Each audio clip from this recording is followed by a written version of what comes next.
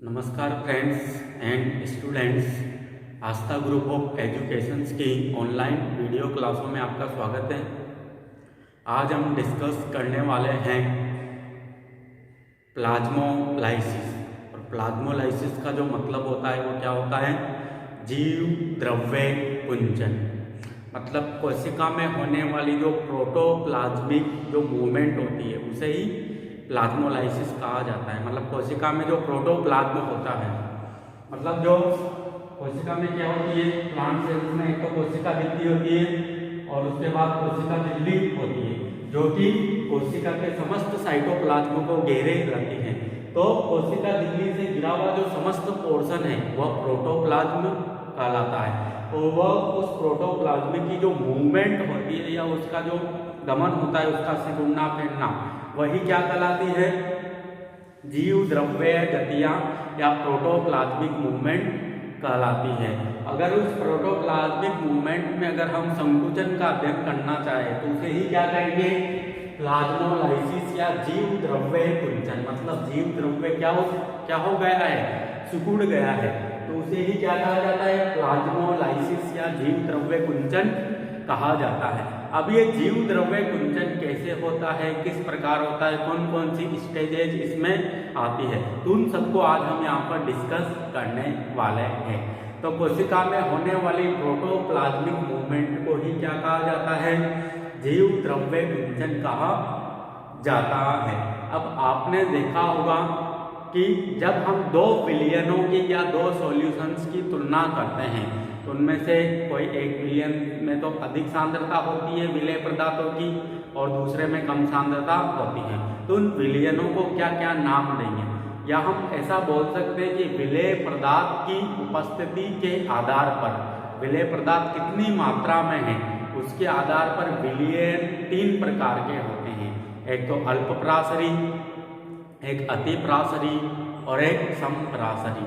मतलब अगर हम दो विलयन को या दो सॉल्यूशंस की तुलना करें तो दो सॉल्यूशंस में जिनमें विलायक तो बराबर मात्रा में है परंतु विलेय पदार्थों की अधिक मात्रा, कम मात्रा या समान मात्रा के आधार पर विलयन तीन प्रकार के होते हैं। और वह तीनों ही प्रकार के विलयन कौन कौन से होते हैं? एक तो अल्प प्रासरी या हाइपोटोनिक, एक अति प्रासरी या हाइपरटोनिक और एक समप्रासरी या आइसोटोनिक। अब उन विलयनों में कोशिका को ढालकर हम प्रोटोप्लाज्मिक मूवमेंट का अध्ययन कर सकते हैं। तो अगर हम विलयनों में अगर प्रासरणी सांद्रता के आधार पर तुलना करें, विलेय पदार्थ की मात्रा के आधार पर, या उसको क्या बोल सकते हैं हम? प्रासरणी सांद्रता या प्रासरणी विभव। क्योंकि हमने क्या बोला था इसे? या तो ऑस्मोटिक पोटेंशियल बोला था, प्रासरणी विभव विलेय पदार्थों की जो मात्रा होती है कोशिका में कितनी मात्रा में है उसी के आधार पर कोशिका कैसी होती है, मतलब उसको ही क्या बोला जाता है? प्रासरणी विभव। वाटर पोटेंशियल की अगर से लेकर बोले तो उसे प्रासरणी विभव बोला जाता है या बोला जाता है ऑस्मोटिक प्रेशर। मतलब प्रासरण दाब, या तो प्रासरण दाब के आधार पर तुलना करेंगे उनकी, या प्रासरणी विभव के आधार पर तुलना करेंगे। प्रासरणी विभव के आधार पर तुलना करेंगे तो चिन्ह नेगेटिव, और प्रासरणी दाब के आधार पर तुलना करेंगे तो चिन्ह कैसा आएगा? पॉजिटिव आएगा। ऐसा हमने वाटर पोटेंशियल के अंतर्गत या जल विभव के अंतर्गत डिस्कस किया था। तो अगर हम प्रासरणी विभव या प्रासरणी दाब के आधार पर अगर हम दो विलयनों की तुलना करें तो वे विलयन जिनमें दोनों विलयनों की प्रासरणी सांद्रता बराबर होती है या दोनों विलयनों का अगर प्रासरणी दाब बराबर है, उन विलयनों को क्या कहा जाता है? उन विलयनों को कहा जाता है समप्रासरी विलयन या आइसोटोनिक सॉल्यूशन। अगर दोनों विलयनों में से किसी एक विलयन की अगर प्रासरणी सांद्रता या प्रासरण दाब ज्यादा है क्या है, प्रासरण दाब ज्यादा है, उसे क्या कहेंगे हम, अति परासरी विलयन। और प्रासरण दाब का मतलब क्या होता है, प्रासरण दाब ज्यादा है, उसमें क्या होगा, विलेय पदार्थों की मात्रा ज्यादा होगी, मतलब उस कोशिका में क्या है या उस विलयन में क्या है, विलायक कम मात्रा में है, उसे क्या कहेंगे हम, अति प्रासरी विलयन या हाइपरटोनिक सॉल्यूशन। अगर उस विलयन में विलायक की मात्रा ज्यादा है और विलेय पदार्थों की मात्रा कम है, अगर दोनों का कंपैरिजन करेंगे तो एक में क्या होगा, विलेय ज्यादा होगा और दूसरे पे क्या होगा, विलेय कम होगा, विलायक तो सेम रहेंगे, तो उस विलयन को क्या कहेंगे हम, अल्प परासरी विलयन या हाइपोटोनिक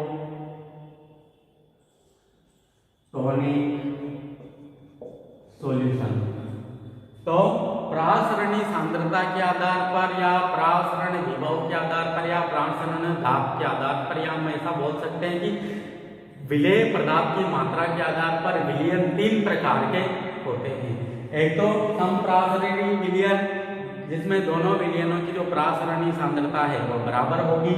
एक होगा अति प्रासरी विलयन या हाइपरटोनिक सॉल्यूशन, इसमें इस विलयन में क्या होगी, विलेय पदार्थों की मात्रा ज्यादा होगी किसी दूसरे के कंपैरिजन में, और इसमें जो प्रासरणी सांद्रता है या जो प्रासरण दाब है वो इसका ज्यादा होगा। तीसरा विलयन है, इसमें इस विलयन में क्या होगा, प्रासरणी जो सांद्रता है वह दूसरे के कंपैरिजन में क्या होगी, कम होगी, इसी कारण इसे क्या कहा है, अल्प प्रासरणी विलयन कहा है। अब इन तीनों ही प्रकार के विलयन में हम कोशिका को ले जाएंगे और कोशिका को डालकर उसमें होने वाली प्रोटोप्लाज्मिक मूवमेंट का हम अध्ययन करेंगे। तो अगर हम कोशिका को समप्रासरणी विलयन में डालें तो कोशिका को समप्रासरणी विलयन का मतलब कोशिका की जो प्रासरणी सांद्रता है और विलयन की जो प्रासरणी सांद्रता है वह कितनी है, दोनों की बराबर है। तो यहाँ पर वाटर का मूवमेंट हमें देखने को नहीं मिलेगा, मतलब कोई प्रोटोप्लाज्मिक मूवमेंट यहाँ पर नहीं होगी, क्योंकि कोशिका का जो साइटोप्लाज्म होता है उसके अंदर जो वाटर है और विलयन के अंदर जो वाटर है वह आपस में मूवमेंट नहीं करेगा, या मूवमेंट होगा तो सेम होगा, जितने अणु कोशिका के अंदर जाएंगे विलयन से उतने ही अणु कोशिका से विलयन के अंदर आ जाएंगे, मतलब कोई प्रकार की हमें प्रोटोप्लाज्मिक मूवमेंट नहीं देखने को मिलेगी। इसके अंदर समप्रासरी विलयन के अंदर अगर हम कोशिका को अति प्रासरी विलयन में डालें जिसकी सांद्रता कोशिका की सांद्रता से क्या है, ज्यादा है। अति प्रासरी क्यों बोल रहे हैं इसे, क्योंकि कोशिका द्रव्य में जो विलेय पदार्थ की जो सांद्रता है वह तो कम है, जबकि अति प्रासरी विलयन में क्या है, सांद्रता ज्यादा है। तो अगर अति प्रासरी विलयन में कोशिका को डालेंगे तो कोशिका से क्या होगा, वाटर मॉलिक्यूल्स का बाहर की ओर या विलयन में क्या हो जाएगा, मूवमेंट होने लग जाएगा, जिसके कारण कोशिका में क्या होता है, एक्सोऑस्मोसिस होने लगता है, मतलब बहिर्प्रासरण होने लगता है, मतलब जो वाटर के जो मॉलिक्यूल्स है वह प्लाज्मा झिल्ली से होते हुए विलयन के अंदर एंटर करने लग जाते हैं, जिससे क्या होता है, धीरे धीरे जो कोशिका का जो आयतन है वह कम होने लगता है और जो कोशिका झिल्ली है वह कोशिका के किनारों से क्या होने लग जाती है, सिकुड़ने लग जाती है।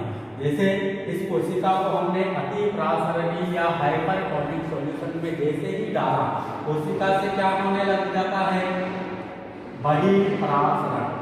बहिर्प्रासरण का मतलब क्या होता है, कोशिका से वाटर मॉलिक्यूल्स का प्लाज्मा झिल्ली से बाहर की ओर आना, बाहर की ओर कहां पर आएंगे, वह अति प्रासरणी विलयन में आएंगे, जिसके कारण जो कोशिका का जो टोटल वॉल्यूम है वो धीरे धीरे कम होने लग जाता है, जिसके कारण जो कोशिका होती है वह थोड़ी बहुत सिकुड़ जाती है, क्योंकि जो कोशिका की जो कोशिका वृद्धि होती है वह थोड़ी बहुत सिकुड़ जाती है।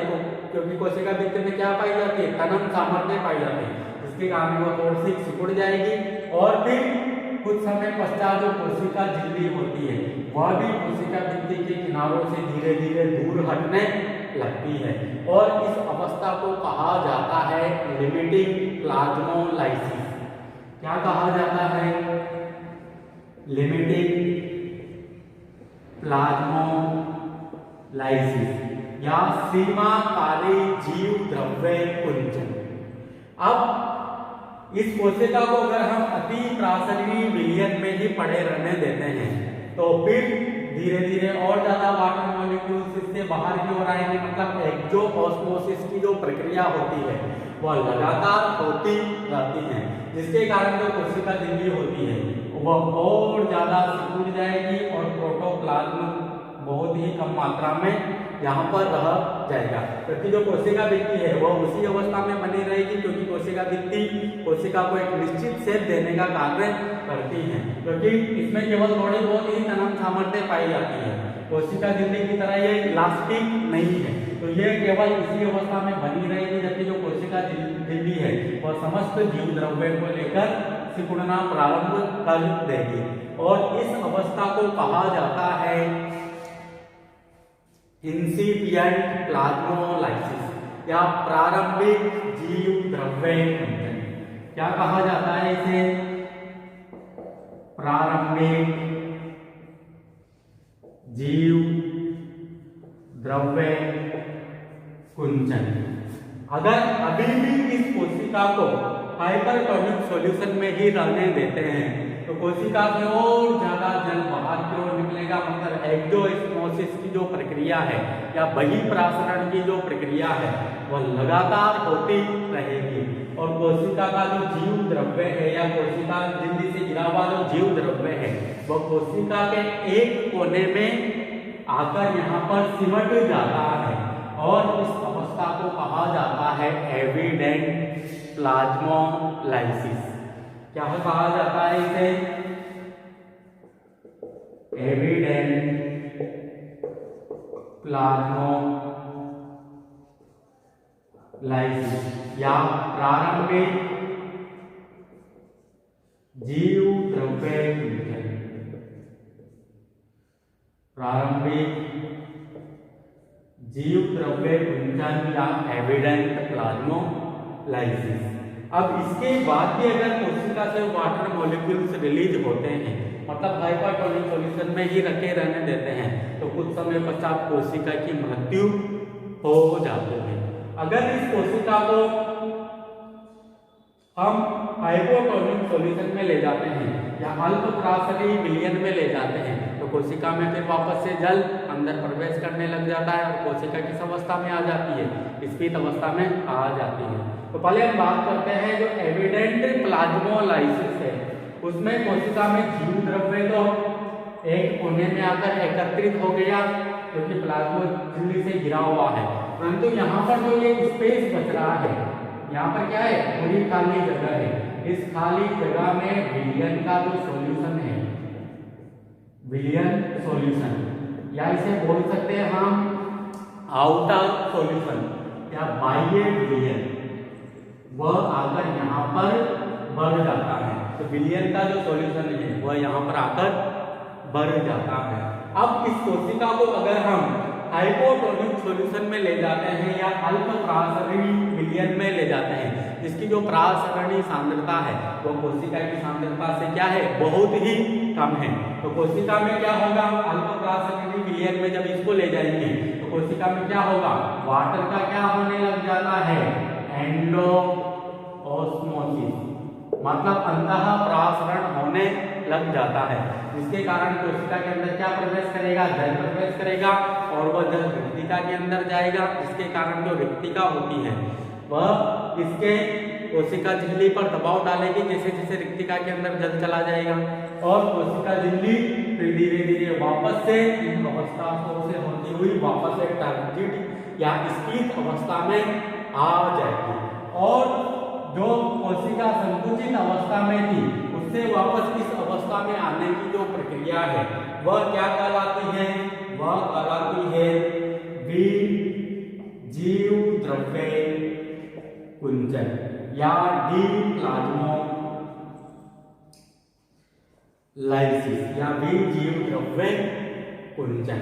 तो इस प्रकार कोशिका में प्रोटोप्लाज्मिक मूवमेंट या जीव द्रव्य गतियां देखने को मिलती है जब कोशिका को हम हाइपरटोनिक और हाइपोटोनिक सॉल्यूशन में ले जाते हैं। तो ये था प्लाज्मोलाइसिस या जीव द्रव्य कुंचन। तो आपके काफी अच्छे से समझ में आया होगा। आज के लिए इतना ही काफी है। Thank you.